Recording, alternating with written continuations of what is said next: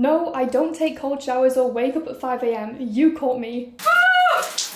Overnight successes are more like 10 years of hard work, compounding results, and good habits. Over the past 6 months, I changed 8 things about my life, and what the hell, my loves, I need to share these things with you because you will be shocked at the results once you start changing things that you already do into better versions of those things. You're ready to get back on track. I know you are. You don't feel like the healthiest you can be right now. You've let yourself down a little bit and something is feeling off. Let's fix that. The timestamps are always below to find exactly what you're looking for. That's so embarrassing. I can't do that. What if they think I'm weird? I'm sorry, what? Did you just say that you weren't going to do something that you really want to do because of what a stranger may or may not think?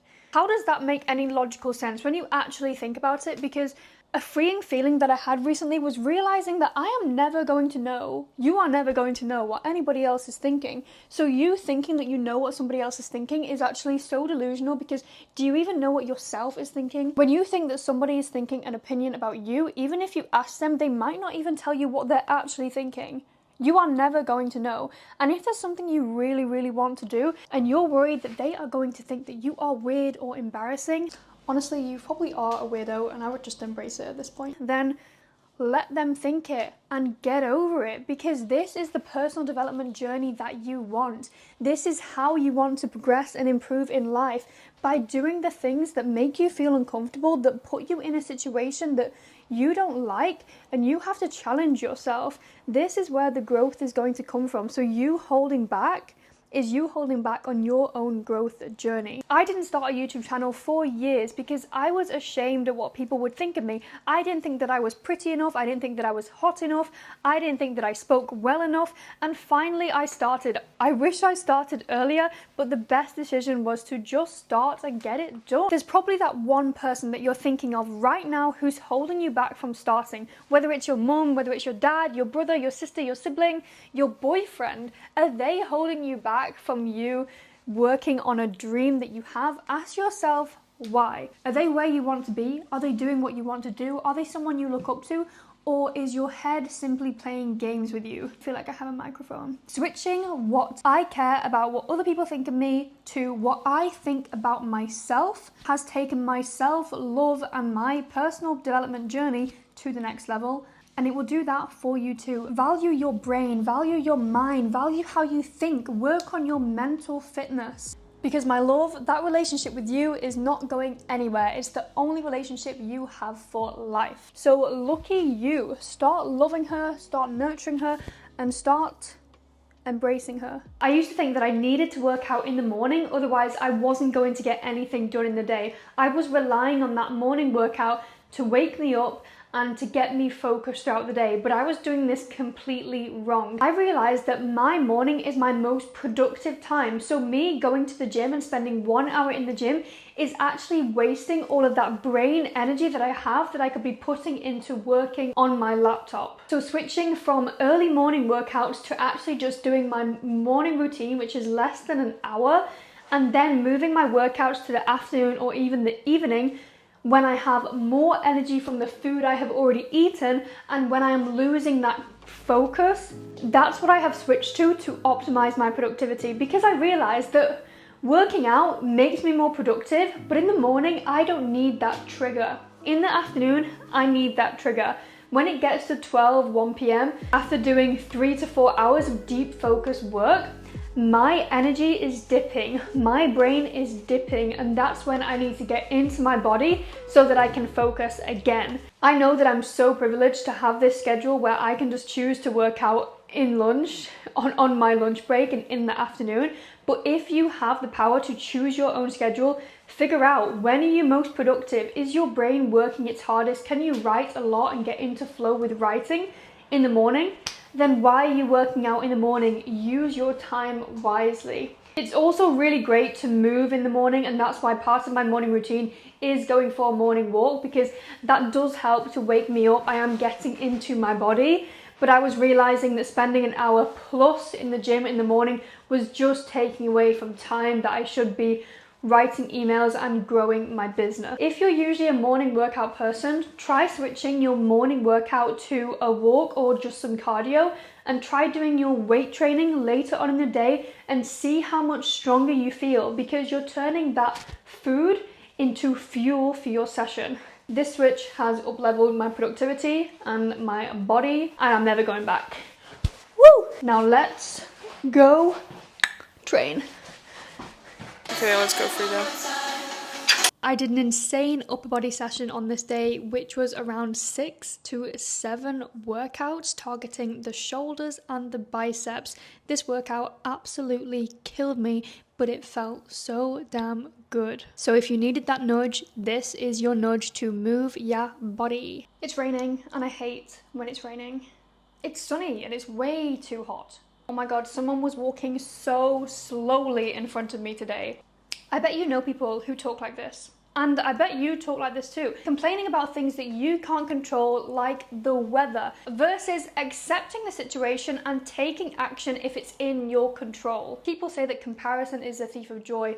I like to think that complaining is the thief of joy. The more you complain and the more you hold on to something that you can't control, that something shitty that happened, the more that you are playing the victim and not taking charge of change that you can make. And it's also bringing people down around you. You're creating a space where they can complain to you because you complain to them. There's a time and a place for complaining, but honestly, when you become aware of complaining and you start accepting and you start being an action taker and positively thinking, then you will be aware of how many people complain around you, and it will really affect your energy. That's the one downside to not complaining anymore. You will feel allergic to people who start complaining, but it will be so obvious when somebody complains to you. My rule is, if you can't change the situation, don't complain. There's a time and a place for venting. There's a time and a place for just moaning about things and expressing your feelings. I get it. But keep the energy high, keep the energy positive, especially in your relationships with other people, because you want to cultivate those positive spaces.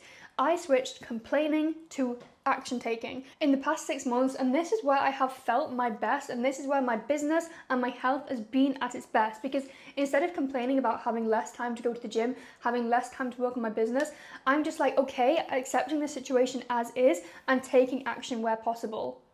I'm not complaining about it, I'm not holding on to it, because that's just going to bring more into my life. It's like gratitude. The more that you express gratitude, the more comes into your life. The more that you complain, the more things you're going to have to complain about in your life. This is a trait that I'm going to try to never let go of. This is how you can leverage what you eat in order to get more done and get more from your life.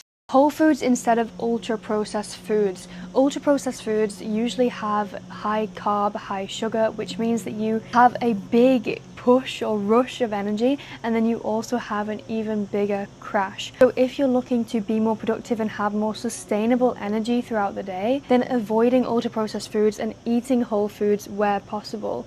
For example, right now I'm in Ibiza, and luckily I'm with some very, very healthy people, but just opting for whole foods where you can. So when you're in the supermarket, can you buy some yogurt? Can you buy some banana to have for breakfast? Can you buy some eggs? Can you buy some avocado instead of buying cereal and milk? Because cereal and milk gives you that crash. Yes, it tastes so good in the moment, but it doesn't keep you full, and it gives you that sugar crash, that glucose spike, which really you don't want if you want sustainable energy throughout the day. So swapping processed foods for whole foods is a life hack and a productivity hack. And if you aren't already actively eating whole savory meals, especially at the start of your day, then start doing it and watch how your energy changes. The one thing I want you to try is start having savory breakfasts only, and have that before you have a coffee as well, or even if you're drinking oat milk or something that has a lot of sugars in it, having something savory before to line your stomach, whether that's vegetables and a source of protein. This will help you so much with sustainable energy throughout the day.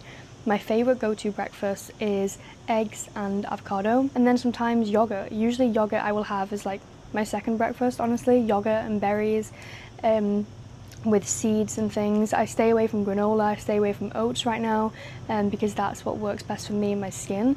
But those are some of my go-to whole food breakfasts. You're not weak if social media makes you feel fat, lazy, ugly, or like you're behind in life. It's actually a really common feeling that social media gives us. And if you are feeling that way after spending endless hours on your phone, then this is how you cull your social media so that you leave it with more energy than you came into. I want you to be a creator of your life. I don't want you to be consumed by social media and people online telling you who, what, when, and how to live your life. I know that I'm one of these people right now, but I hope that you take at least one action from watching this video, because the more that you are consuming, the less action that you are taking, the more money you are feeding into someone else, the more you are feeding into someone else's dream instead of working on your own. The habit swap that I did is following people that made me feel less than versus following people who inspire me towards my goals and dreams. For example, I went through my Instagram and unfollowed a bunch of people. I think it only lets you do around 100 or 200 a day. So I literally had such a purge of unfollowing people that didn't make me feel good or that weren't serving me. I spend a few hours a day on social media, so I want to make sure that I'm getting something from it. I follow people who work in the same industry as me so that I can get inspired and get new ideas from them. Anybody else, I don't really care. And now I've removed my attachment from having to see everybody's stories, because at the end of the day, we're always going to miss out on something, so I don't really care. Also, doing a social media detox every once in a while is such a good way to remove that addiction that you have. I also use the app OneSec, which I have mentioned before, which makes me take a deep breath every single time I want to go on the Instagram app. And this has reduced me going onto Instagram so much and saved me so much time, because I don't know about you, but sometimes I'm in the gym and I open up my phone and I go to Instagram to do absolutely nothing. There are also multiple studies with direct correlations between young people's mental health and the usage of social media. As the usage of social media goes up, young people's mental health goes down, and I don't want that happening to you. I want you to stay in your abundant positive energy without social media bringing you down. Call the people you follow and make sure they are inspiring you and not making you feel jealous, less than, behind, lazy, fat, ugly, whatever you feel. Growing up as a teen in the UK meant that the worst thing for me was someone thinking that I can't afford something, or somebody thinking that I'm poor, to the extent that I was almost embarrassed to bring my own packed lunch to school because I was worried that people would think that my family can't afford dinners. Now, because of this, it meant that keeping up with trends was quite important to me, and that meant AirPods. The reason why I'm talking right now with my wired earphones is because I'm obsessed with wired headphones. AirPods were such a trend and I bought AirPods, but then actually reading up on AirPods and EMF radiation, I don't want to wear my AirPods all of the time. When I'm in the gym and it makes sense, I still wear my AirPods, so that you will find me wearing AirPods every now and then. But wired earphones are so underrated. And I wanted to change to wired earphones, but I was worried that I was going to look poor. This is the messed up thing about society. Sometimes there are things we actually want to do, but we get ashamed of doing them because society associates someone doing or wearing something or using something with more money or less money. It's actually ridiculous. My loves, thank you so much for watching this video. I think you know how to support the channel, and that is by subscribing and sharing it with your friends, because when we all win, life is way more fun. So subscribe, turn the notifications on, share it with a friend, and I will see you every single Sunday. Have a beautiful day, week, month, life. Bye!